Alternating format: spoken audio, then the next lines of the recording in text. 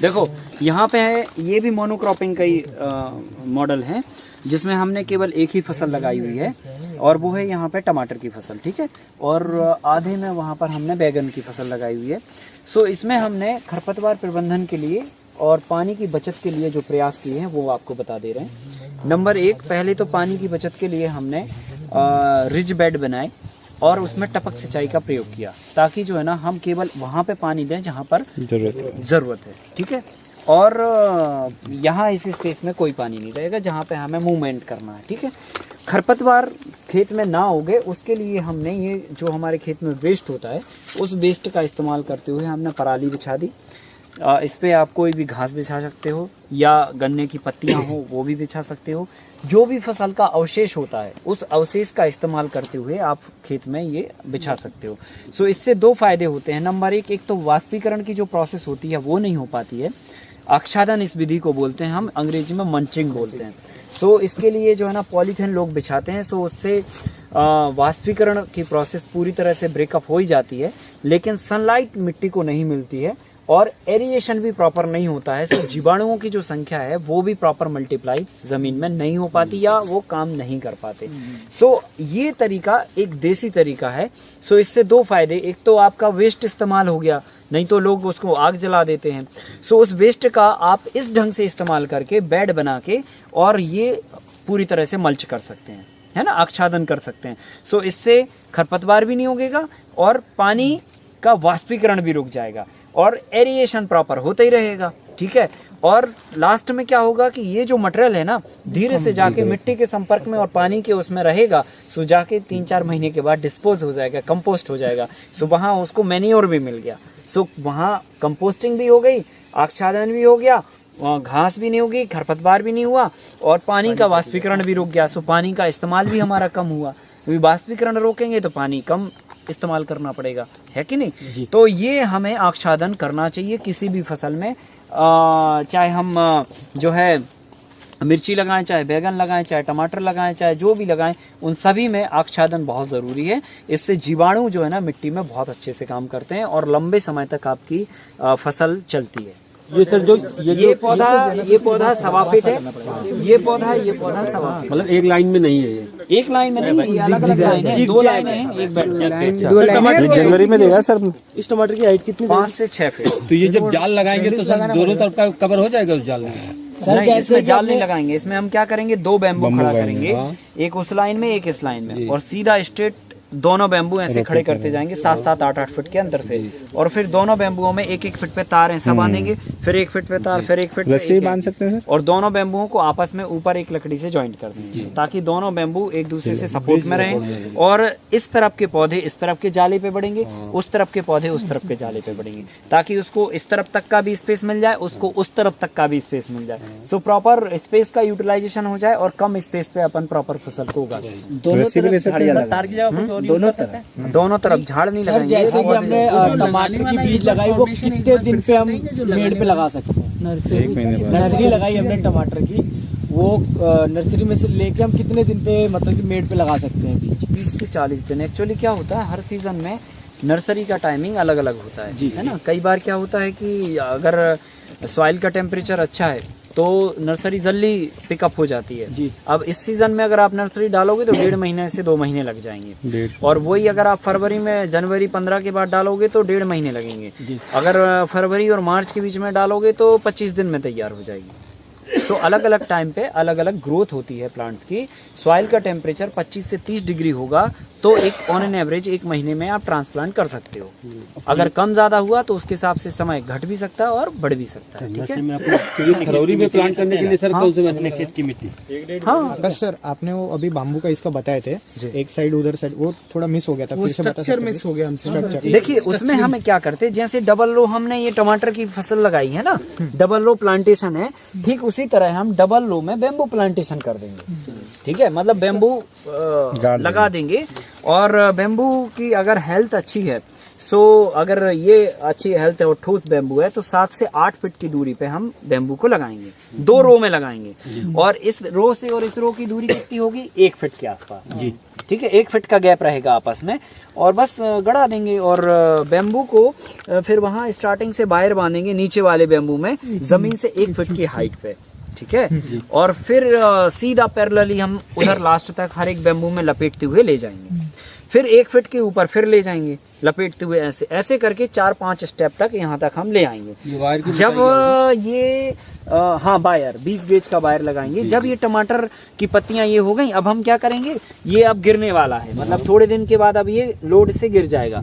सो इस पत्ती को लिया और हमने यहाँ वायर 1 फीट पे बांधा है, सो यहीं इस पत्ती को सुतली से इसको पत्ती को बांध देंगे। फिर जाके ये और बड़ा हो जाएगा, थोड़ा और ब्रांचिंग करने लगेगा, सो हम उस डाली को बांध देंगे। सो ऐसे जो है ना तार पे हम सुतली के माध्यम से उस पौधे को बांधते हैं। सो वो पूरा कुल मिला के यहाँ से लेके यहाँ तक एक जाला बन जाता है, उसी जाले पे टमाटर फल दे देते हैं। एक वो स्टेपल वाली टेप आती है ना, जो ऑटोमेटिक जो एकदम से उसको राउंड में ले लेती है, हाँ। वो भी तार के साथ लगा सकते हैं। लगा सकते हैं, वो भी कर सकते हैं। तार की जगह सूतली का प्रयोग कर सकते हैं स्ट्रक्चर में। सुतली में क्या होगा कि लूज होगा और उतना लोड नहीं ले पाएगा, टेंशन नहीं होगी, सड़ जाएगा, टूट जाएगा। पता चला 2 बार अगर कहीं बारिश हो गई बीच में और वो 2-3 दिन लगातार गीला रहा तो वो फिर गिर जाएगा। सो लोड नहीं लेगा। सो प्लास्टिक का भी आप इस्तेमाल ना करें, आप GI वायर का इस्तेमाल करें। और हाँ, क्योंकि उसमें कोई बुराई नहीं है और वो 4-5 साल तक आसानी से चल जाता है। मिनिमम 4 साल भी चल गया तो हमारा उतना हो गया। और वो डिस्पोज भी हो जाता है वायर, क्योंकि वो ऑलरेडी आयरन ही है बेसिकली, ठीक है। सो जंग आ जाती है उसमें, आप उसको लपेट के इकट्ठा करके गड्ढे में डालो, 5-4 महीने में जो है ना वो मिट्टी मिलती है आपको। इस विधि से जी एक पौधा मतलब कितने केजी फसल दे देता है जो आप? लगभग सर 8 से 10 केजी के आसपास तो निकाल लेंगे एवरेज। सर ऊपर का बैम्बू कैसे बनने चाहिए? बैंगन की इधर भी नहीं, बैगन तो ये बम्बू की ऊंचाई क्या रहेगी? 7 फुट 7-8 फीट 7 फीट तक रख सकते हैं, ताकि एक तो इस साइज का अगर बम्बू है तो वो 32 किलो का एवरेज। अगर इस साइज का बम्बू है तो कितनी दूरी पे रहेगा? नहीं, फिर इतनी साइज का रखना भी नहीं है, ज्यादा मोटा भी नहीं करना, 1 से 1.5 इंची तक की विड्थ चाहिए। तो यही सर ये जो बम्बू गाड़ेंगे कितनी गहराई तक गाड़ना? तो फिर काट के लगा लो सर, कर दो, फाड़ के भी कर सकते हैं। बैम्बू टू बैम्बू क्या डिस्टेंस होना चाहिए? 7-8 बड़ा है तो 8, अगर स्ट्रांग है तो आपकी बैम्बू की विड्थ अगर ज्यादा होगी तो ऐसा नहीं है कि उसकी डिस्टेंस हम 15 फीट कर दें, क्योंकि वो बीच में तो झोल खाएगा, चाहे आप कितना ही मोटा पिलर दे दो, पिलर भी दे दोगे तो भी झोल खाएगा। सो इसलिए मैक्सिमम 8 फीट गुड होता है। अगर ज्यादा मोटा है तो बीच से फाड़ दो और 7 फीट का डिस्टेंस रख दो, ये तो कमजोर हो जाएगा। सर गहराई कितनी करनी है बम्बू की? हिले नहीं, प्रूनिंग कुछ नहीं करना। सर आप बैम्बू के ऊपर को 2 को मिला के कुछ बनने का कह रहे थे ना वो जब आप 2 बैम्बू ऐसे लगा दोगे 1-1 फीट की दूरी पे, तो ये क्या होगा कि जब इस पे लोड लगेगा और ये नीचे खाई है उसके लिए तो कायदे से तो बैम्बू यहाँ लगा, ये खाई है ना। सो क्या होगा, जब लोड यहाँ पे रहेगा और नीचे खाई रहेगी तो क्या होगा, वेट में वो इधर भी खिसक सकता, उधर भी खिसक सकता।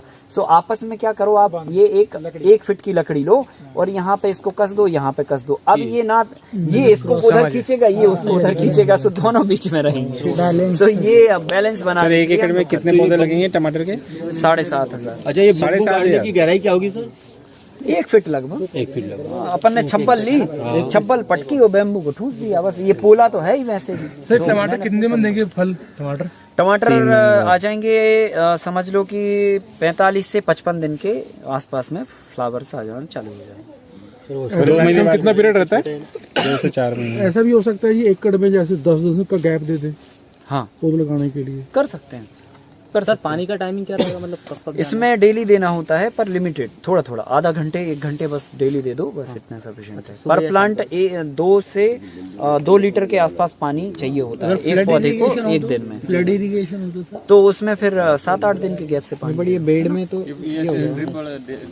हाँ, इसमें डेली दे दो आधा घंटे के आसपास। अगर जी पानी देने का जो सिस्टम है, जी, फ्लड इरिगेशन, ड्रिप है, टाइमिंग का कोई वैल्यू होता है, मतलब उसका कोई इम्पैक्ट होता है? मॉर्निंग टाइम, इवनिंग टाइम, जैसे फ्लड में तो देखा है कि भाई दिन भर चलते रहता है, मॉर्निंग में कम दोगे, वाष्पीकरण कम होगा, मतलब जो जैसे अमावस्या वाले दिन या पूर्णमासी वाले दिन शाम को दिया जाए टाइमिंग। अभी ये देखिए, वो ज्यादा बेटर जो पानी का होता है वो शाम के समय होता है। अच्छा। अगर शाम को नहीं दे पाते तो आप मॉर्निंग टाइम में दो, और मॉर्निंग में भी अगर 5 से 7 के बीच में अगर आप पानी देते हो तो वो सबसे बेस्ट पानी होता है। अच्छा, 5 से 7 के बीच में सुबह का। हाँ, गर्मियों के समय, सर्दियों के लिए नहीं, किसी भी समय, किसी भी मौसम में, चाहे सर्दी हो चाहे जो है ना गर्मी हो, दोनों ऋतुओं में सुबह 5 से 7 का टाइमिंग सबसे बेस्ट होता है। नहीं तो फिर आप शाम के समय इरिगेशन 4 के बाद और रात के 9 के पहले कर सकते हैं, वो फिर गुड टाइम होता है, इसके साथ सेकंड गुड टाइम। हाँ। इसके साथ मिक्स में क्या चलेगा? इसके साथ मिक्स में आप जैसे धनिया, पालक है, मेथी है, मूली है, गाजर है, सलजम है, ये सब 2 महीने के अंदर जो निकल आए जी, वो सब लगा दो, ठीक है। तो इसका इस्तेमाल तो गाजर मूली भी चलेगी। हाँ, इसका इस्तेमाल नहीं होगा फिर अगर आप वो लगाओगे तो, हाँ फिर नहीं होगा। तो फिर वो नेचुरल मल्चिंग वाली बात हो जाएगी कि भाई आपने नेचुरल मल्चिंग कर दी, तो ऑटोमेटिक हो जाएगा। ऑटोमेटिक। हार्वेस्टिंग के बाद ड्रिप हटाना पड़ता होगा। हार्वेस्टिंग के बाद ये ड्रिप हटाना पड़ता होगा। हाँ, ड्रिप इरिगेशन फसल खत्म करने के बाद ड्रिप हटा देंगे। तो वहाँ से अपन ने खोली, वहाँ से खुलेगी, पहले वहाँ पे कितने मान के चलो 20 पाइप है, 20 जगह खोली, वहाँ पकड़ा, यहाँ पकड़ा, यहाँ पकड़ते पकड़ते पकड़ते और उधर का लास्ट में पकड़ते पकड़ते एक आदमी इधर आएगा, मुश्किल से 10 मिनट में हम इसको साइड में कर देंगे, खेत मैदान हो गया। बैम्बू भी हटाएंगे पूरा होने के बाद में? नहीं, नहीं हटाएंगे, हम इस पे करेले लगा देंगे। सब कुछ वही रहेगा। करेला भी सर अच्छा। खाद वगैरह कैसे क्यों हटाने खाद तो ड्रिप से भी दे सकते हैं और मटका खाद दे देंगे। तो मटका खाद जो है ना लिक्विड होता है, सो वो या तो मग्गे से दो या सटक से दे दो। ड्रिप से नहीं देंगे, वो मग्गे से देंगे या फिर मशीन से देंगे, है ना, अलग से मशीन होगी उसकी। वो मटका खाद हमने अलग से लिखा है आपको उसमें। जी, हाँ, है सर। वो बताएंगे कैसे देना, वो सब है ना। आप सबको पेड़ पे चढ़ना सिखा रहे हैं।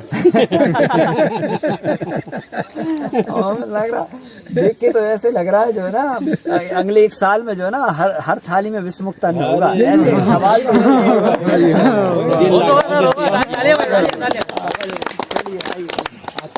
तो